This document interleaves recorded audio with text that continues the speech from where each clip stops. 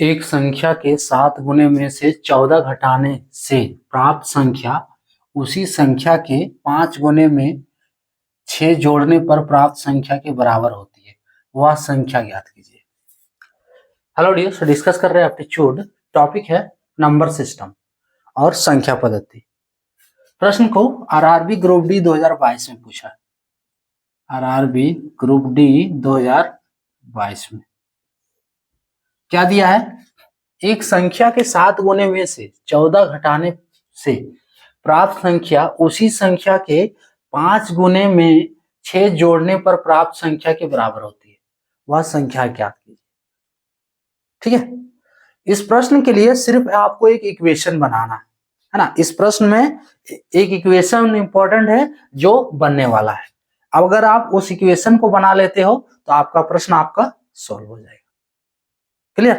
तो इस प्रश्न में क्या है इंपॉर्टेंट? वो इक्वेशन। अब इक्वेशन देखो बनेगा कैसे, उस इक्वेशन से ही जो है संख्या निकलेगा कि कितना है।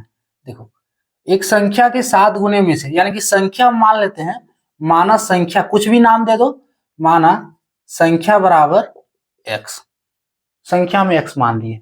अब संख्या, इसका हर एक स्टेप को हम तोड़कर बना रहे हैं, है ना। हर एक स्टेप को हम तोड़कर बना रहे हैं। जिसको ज्यादा लग रहा है, ठीक है, इसका कैलकुलेशन स्किप करके आगे बढ़ो, जो वाला कॉन्सेप्ट आपको आ रहा है। देखो, संख्या का 7 गुना, तो संख्या का 7 गुना क्या होगा? संख्या का 7 गुना क्या होगा? संख्या बराबर x है, तो संख्या का 7 गुना कितना हो जाएगा? 7x। क्लियर? अब क्या दिया? संख्या के 7 गुने में से 14 घटाने से, संख्या का 7 गुना 7x है, और इसमें 14 घटाने का बात किया जा रहा है, यानी कि 7x माइनस 14। क्लियर?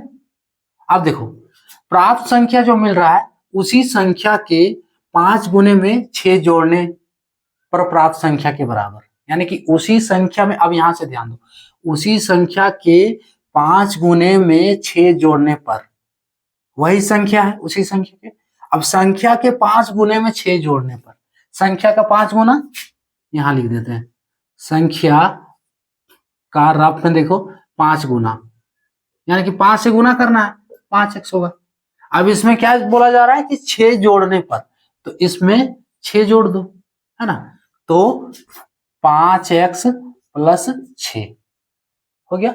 अब ये प्राप्त संख्या, देखो ये प्राप्त संख्या है के बराबर होती है, यानी कि ये दोनों बराबर होगा। यही इक्वेशन लाना था बस इसको सॉल्व करने के लिए। अब यहां से x का वैल्यू निकाल लो, आपको मिल जाएगा। जब आप सॉल्व करोगे तो ये लिखना जरूरी नहीं, ये सिर्फ हम बताने के लिए इतना लिखे हैं लैंग्वेज। ठीक है, ये आप पे डिपेंड है कि आप लिख रहे हो कि नहीं लिख रहे हो, लेकिन ये इक्वेशन लाना इंपॉर्टेंट है।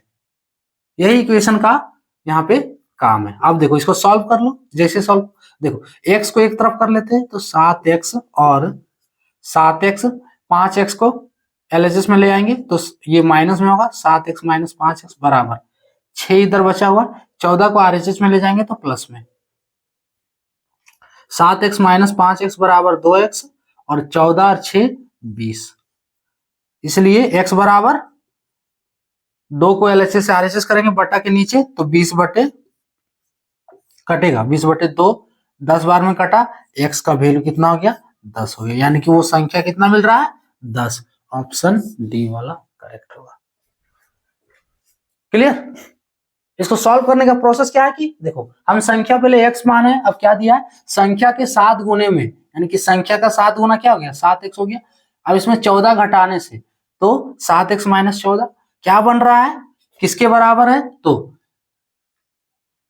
हाँ, 14 घटाने से प्राप्त उसी संख्या के। अब यहां से दूसरा स्टेप के लिए, ये 5x प्लस 6 के लिए, यहां से उसी संख्या के 5 गुने में, संख्या का 5 गुना 5x में 6 जोड़ने पर प्राप्त संख्या के बराबर होती है, यानी कि 5x में 6 जोड़ना है, और इसके बराबर है ये पहला वाला। क्लियर? ये इक्वेशन बन गया। इस इक्वेशन को सॉल्व करने के लिए x का वैल्यू एक तरफ कर दिए और बाकी कांस्टेंट वैल्यू को एक तरफ कर दिए बिना x वाला। 2x बराबर 20, इसलिए x बराबर 20 बटे 2, कटने पे x का वैल्यू आपका हो गया 10। ऑप्शन डी वाला करेक्ट हो गया। क्लियर? ठीक है, तो इसका ये अगर कॉन्सेप्ट समझ जाओगे तो आपको ज्यादा से ज्यादा इसको सॉल्व करने में कितना लगेगा, 30 से 40 से 50 सेकंड लगेगा। उतने देर में आपका ये प्रश्न सॉल्व हो जाएगा। ये सब आपको लिखने की जरूरत नहीं था, है ना, ये सिर्फ हम बताने के लिए इतना लिखे हुए। आपको डायरेक्ट ये इक्वेशन बनाना है, 2 स्टेप सॉल्व करना है, एक्स का वैल्यू 10। क्लियर? तो ये था टॉपिक। जय